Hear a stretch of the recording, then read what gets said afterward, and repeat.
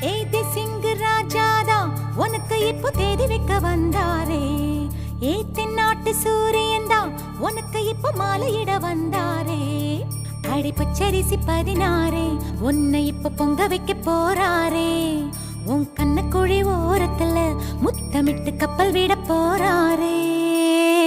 ஓர கண்ணால் ஒன்னு அள்ள போறா. ஒத்த பூவா ஒன்னு கிள்ள போறா.